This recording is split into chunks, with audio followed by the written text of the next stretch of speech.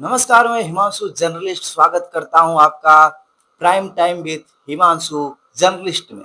आज हम बात करेंगे प्राइम टाइम में भारत के अंदर भारत की विपक्षी दलों में नरेंद्र मोदी नाम का डर क्यों है।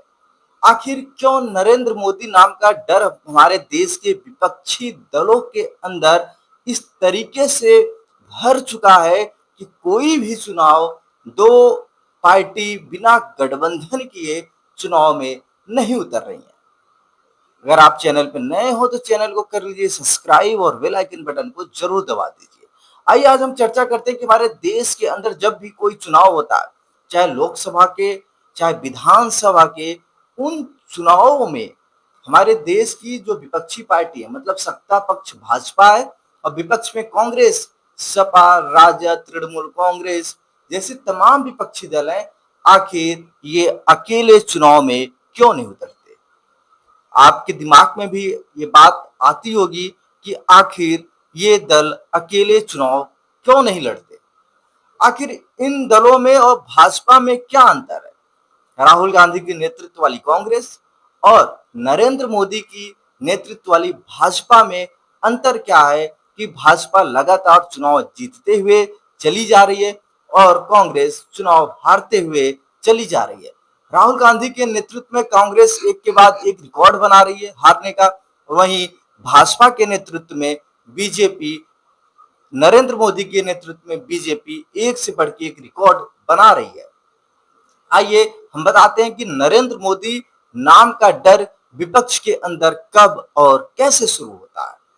देखिए, साल था 2012, गुजरात के अंदर विधानसभा चुनाव थे और बीजेपी नरेंद्र मोदी के नेतृत्व में लगातार गुजरात के अंदर जीतती हुई चली आई और बीजेपी गुजरात के अंदर नरेंद्र मोदी के नेतृत्व में एक जबरदस्त विधानसभा चुनाव जीता।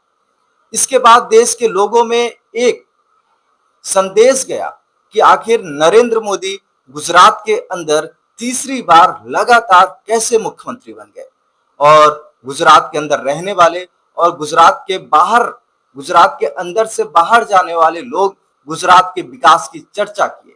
वाइब्रेंट गुजरात की चर्चा हुई, विकसित गुजरात मॉडल की चर्चा हुई और नरेंद्र मोदी को एक अलग चेहरे के रूप में, एक विकसित डेवलप चेहरे के रूप में लोगों के सामने लाया गया और उसी क्षण नरेंद्र मोदी के नाम का जादू देश के लोगों में चलता गया और इस तरीके से चला कि बीजेपी, जो समय आडवाणी, सुषमा स्वराज, राजनाथ सिंह, अरुण जेटली जैसे बड़े बड़े दिग्गज नेता थे, उनको दरकिनार करते हुए नरेंद्र मोदी के हाव भाव को देखते हुए, नरेंद्र मोदी के नाम के हवा को देखते हुए बीजेपी ने 2013 में 2014 की लोकसभा चुनाव के लिए नरेंद्र मोदी को अपने प्रधानमंत्री पद का उम्मीदवार घोषित कर देती है और फिर इसके बाद आती है नरेंद्र मोदी के नाम का एक जादू। भाजपा ब्रांड मोदी के सहारे चुनाव में कूद जाती है।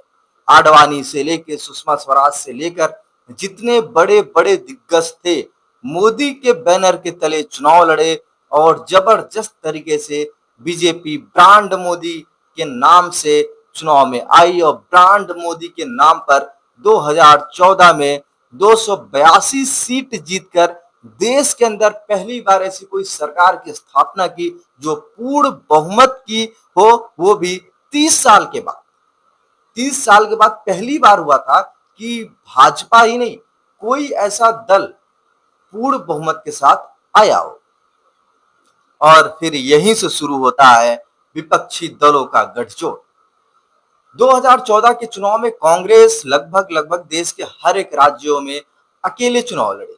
समाजवादी पार्टी उत्तर प्रदेश में अकेले चुनाव लड़ी, बहुजन समाज पार्टी उत्तर प्रदेश में अकेले चुनाव लड़ी, राजद बिहार के अंदर अकेले चुनाव लड़ी, जदयू भाजपा से अलग हो गई थी, वो भी अकेले चुनाव लड़ी। मतलब हर एक जगह जो क्षेत्रीय दल थे वो कांग्रेस से अलग चुनाव लड़े और इस कदर मोदी लहर में ढह गए कि इनके बड़े बड़े जो दिग्गज थे वो चुनाव हार गए।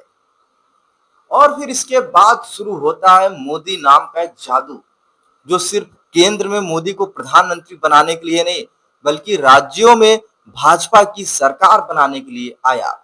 चाहे वो महाराष्ट्र हो, चाहे वो हरियाणा हो, चाहे वो झारखंड हो, कोई भी राज्य हो, नरेंद्र मोदी का लहर और उस सुनामी में भाजपा सवार होती है और कांग्रेस के बड़े बड़े गढ़ ध्वस्त कर देती है, धराशाही कर देती है। भाजपा चुनाव में कांग्रेस को अकेले हराई, लेकिन जब कांग्रेस और उसके साथी दलों को पता चला कि हम भाजपा को अकेले नहीं हरा सकते, जब तक हमारे वोट बटेंगे हम भाजपा को नहीं हरा सकते, तो हमारे देश के विपक्षी दलों ने एक गठबंधन तैयार किया, महागठबंधन तैयार किया। लेकिन ये गठबंधन कहीं टूटा, कहीं संभला, कहीं टूटा, कहीं संभला और आखिर में टूट ही गया।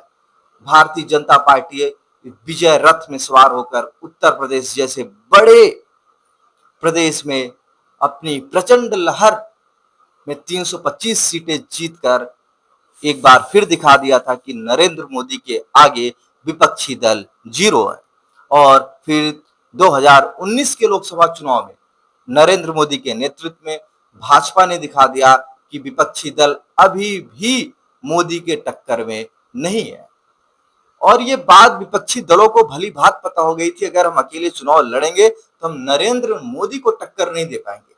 मोदी विश्व के ताकतवर नेताओं में शुमार हो रहे थे, लगातार भारत एयर स्ट्राइक से लेकर सर्जिकल स्ट्राइक तक कर चुका था और मोदी का जादू देश के लोगों में बढ़ चढ़ के हिस्सा ले रहा था कि नरेंद्र मोदी जिंदाबाद, मोदी जिंदाबाद, मोदी जिंदाबाद। मतलब हर एक बच्चों के जुबान पे था कि अब की बार मोदी सरकार, अच्छे दिन आने वाले हैं। मोदी जो कैंपेन चलाए और मोदी की जो रणनीति रही, मोदी ने लोकसभा चुनाव के दौरान अलग रणनीति अपनाई थी और प्रदेश के अंदर जो विधानसभा चुनाव होते थे उस दौरान अलग रणनीति अपनाई थी। 2024 में भी नरेंद्र मोदी के सामने कोई टक्कर का नहीं मिला।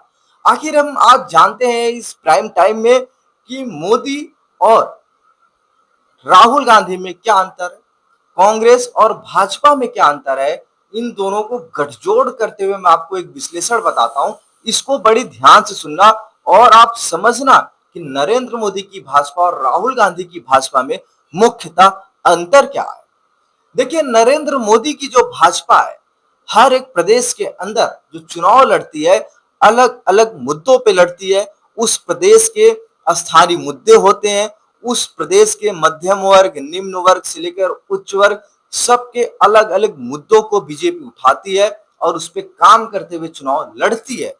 और जो वहां की योजनाएं होती हैं, जो अच्छी योजनाएं होती है उनको आगे बढ़ाती, जो खराब योजनाएं होती हैं बंद करने की बात करती है, हिंदू को आगे बढ़ाने की बात करती है, एक धर्म विशेष को लेकर बीजेपी चलती है, राष्ट्रवाद की बात करती है। मतलब बीजेपी लोकसभा चुनाव अलग मुद्दे पे लड़ती है और विधानसभा चुनाव हो गया, क्षेत्रीय चुनाव हो गए, इन मुद्दों को वहां के क्षेत्रीय मुद्दों के साथ, इन चुनावों को क्षेत्रीय मुद्दों के साथ लड़ती है।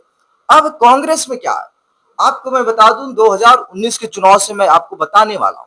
2019 में नरेंद्र मोदी के खिलाफ राहुल गांधी ने कैंपेन चलाया। वो कैंपेन ये था कि चौकीदार चोर है, चौकीदार चोर है, चौकीदार चोर है। यही कैंपेन चला था, चौकीदार चोर है। बार बार नरेंद्र मोदी के खिलाफ टिप्पणी की गई और नरेंद्र मोदी ने इसको अपना हथियार बनाया और हर एक भाजपा के नेता के सोशल मीडिया अकाउंट्स पे एक ही बात लिखी गई, मैं भी चौकीदार, मैं भी चौकीदार, मैं भी चौकीदार, जिसका कोई तोड़ ही नहीं निकला विपक्ष के पास। और जब इसके लोकसभा चुनाव में कांग्रेस की बुरी हार होती है और फिर विधानसभा चुनाव में कांग्रेस उतरती है, तो उस राज्य के स्थानीय मुद्दे को न उठाकर राहुल गांधी राफेल के मुद्दा उठाते हैं, राहुल गांधी चौकीदार चोर के मुद्दे उठाते हैं, राहुल गांधी एयर स्ट्राइक की बात उठाते हैं। तो अगर आप स्थानीय मुद्दों को नहीं उठाओगे तो जनता आपको इन मुद्दों पर वोट देगी क्या? क्या जनता को इससे कोई फायदा होगा क्या? आप बताइए, नहीं होगा। और इसीलिए कांग्रेस फेल होती है। ताजा उदाहरण 2024 के चुनाव का देता हूं। 2024 में चुनाव होता है, कांग्रेस और उसके साथी दल संविधान आरक्षण पर लेकर सरकार को घेरते हैं और सीटें कम आती हैं।